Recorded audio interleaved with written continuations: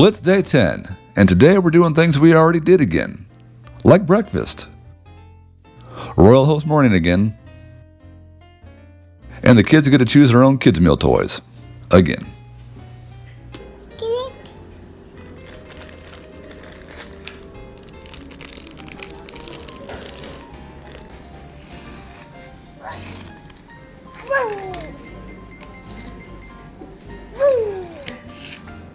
And just down the road, it's back to the Nippon Maru. Wasn't open on Monday, but hey, it's Thursday now.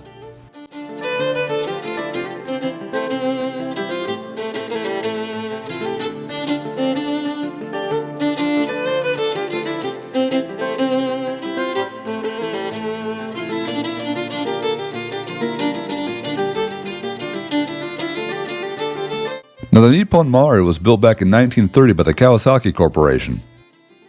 It served for 54 years as a training vessel, mostly helping Japan's merchant marine. During World War II, the sails were removed and it continued to serve as a transport and training ship.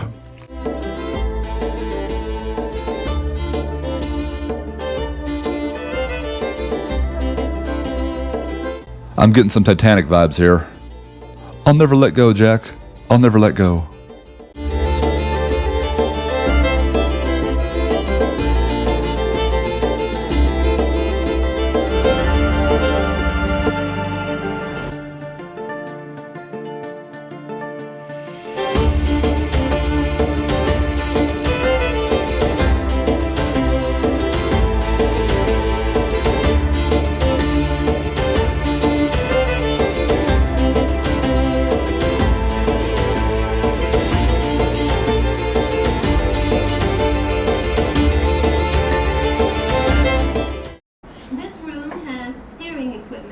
Compasses, and radar for operating her, as well as an engine telegraph and other equipment giving information on the engines.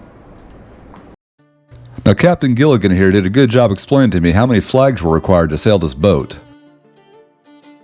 I admit it's a lot to remember.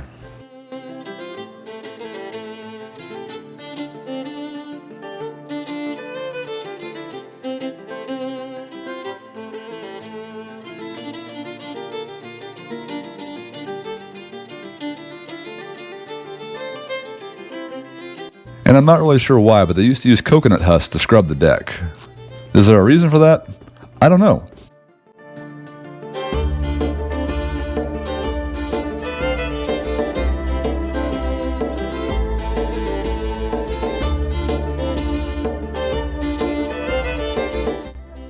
Here's a look at the maintenance room, because there's always something broken. It's a boat after all.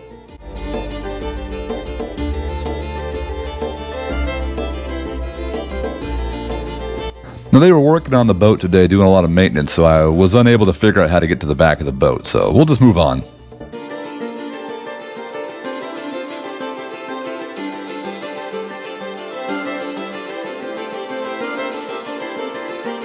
Next door is the Yokohama Port Museum, which has a really good exhibit on Commodore Perry and the black ships when they arrived in 1852. There's actually a lot of good stuff in here to look at. This gantry crane simulator was a lot of fun to play. I've always kind of wondered what it's like moving big containers around a port.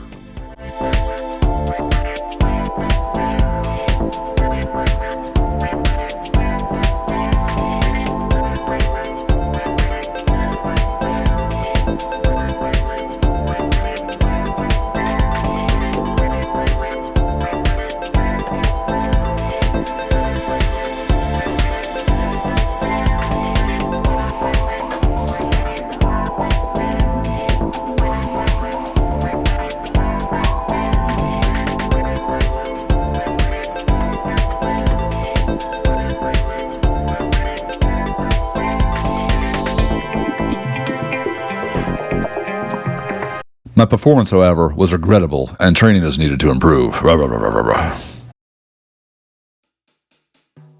it's lunchtime, so we're going back to the mall. Maybe I'll try a famous coffee and hot dog, because that makes sense. And for reasons unknown, Kit Kats are very popular in Japan. They've even got their own dedicated stores, and lots of unique flavors to try out. I recommend you try some at least once in your life.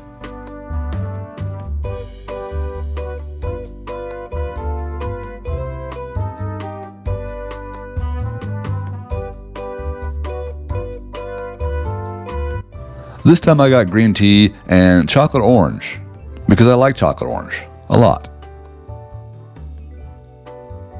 For lunch I went with a classic Korean dish, bibimbap, served in a stone bowl.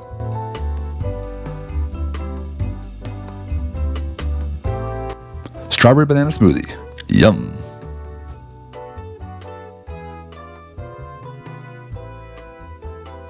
And I can never say no to Mr. Donut. You gotta have it.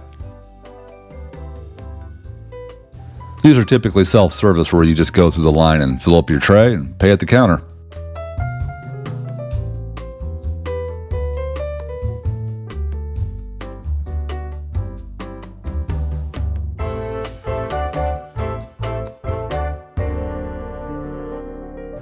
And pro tip, Japan is a cash-based society. I recommend a coin purse, because you're going to have a lot of coins.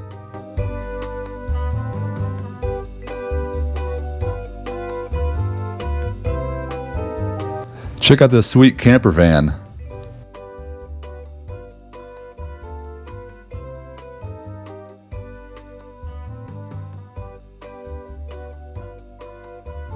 What's the price on this thing? That's it? Now across the street's the Cup Noodle Museum, and I've already done it twice, don't recommend it a third time, so the family went ahead and did that, while I headed down the street to the North Korean Spy Museum, because they're open on Thursday. Now the Spy Ship Museum refers to an incident that happened in 2001, also known as the Battle of Amami Oshima. During the 6-hour-long conflict, the Japanese Coast Guard encountered a fishing vessel which was actually a North Korean spy ship in disguise. The Coast Guard then tried to stop the vessel and had to fire a few warning shots which were ignored. Eventually thousands of rounds of ammunition were exchanged between the two boats over 6 hours, which resulted in the sinking of the North Korean vessel. 这是海上百万定的巡逻船，马上停船吧。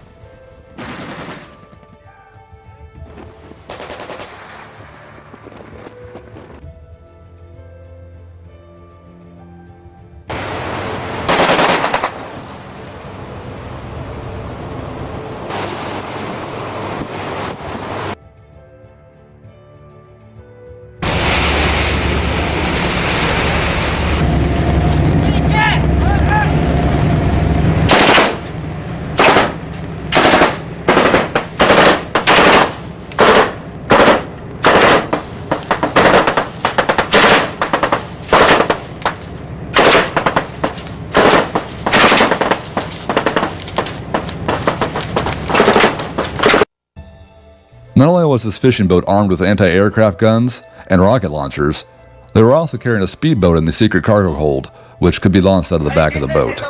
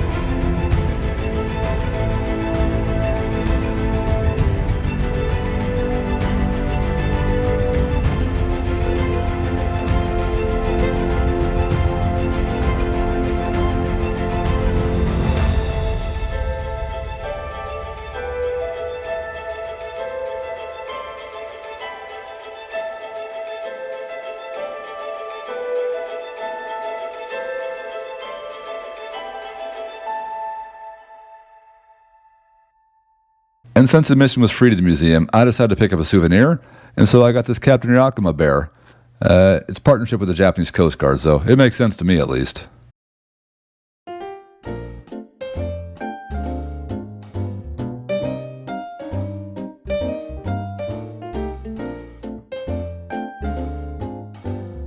Now heading back to the mall and making our way back to the hotel. I resisted the urge for tacos and beer. Oh look, Shake Shack. Wish I had a room for that, I'm kind of full. Nah, just kidding. Our hotel's next to Yakiniku, and I've been waiting all week for this. Because it's Japanese soul food. Now Yakiniku means grilled meat, and it's best considered Japanese barbecue. There should be an English menu available. Just order some meat and rice, and just keep on eating. Why would you ever stop?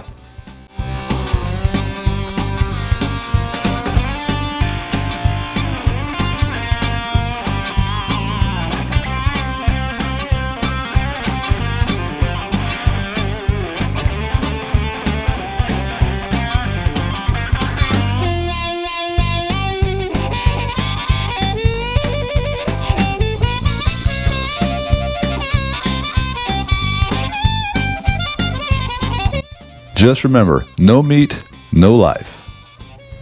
Because it's Japanese soul food.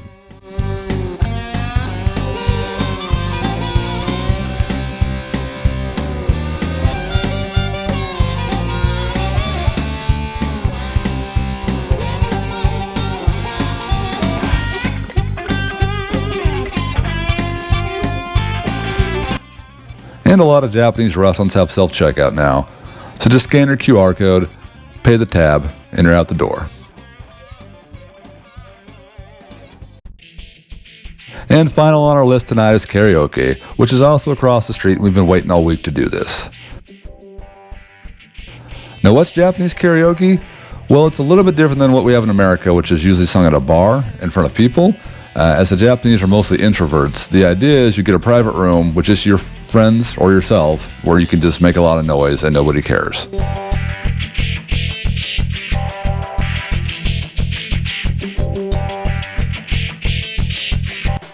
This is known as a karaoke box. Now, oftentimes they'll have a drink bar that you can order at the front counter, which is unlimited drinks, or you can order food and beverages, alcohol included, and they'll bring it to your room.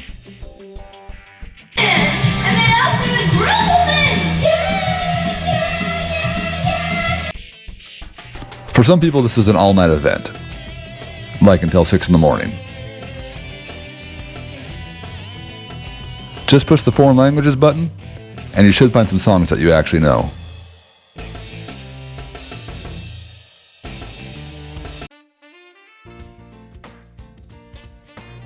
Meanwhile, back at the hotel, it's been about 10 days and I gotta do some laundry. The only problem is I have no idea how. For starters, those aren't even buttons. Why am I pushing them?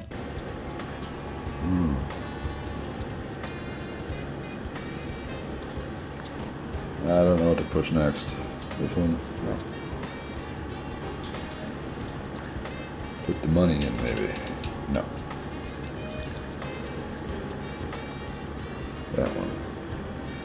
No. That one. That one. 500 yen now.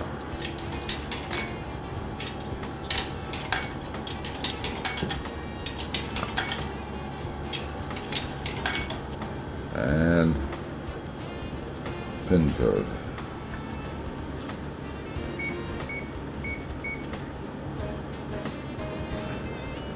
Maybe. I don't know what that means. Maybe I push this button.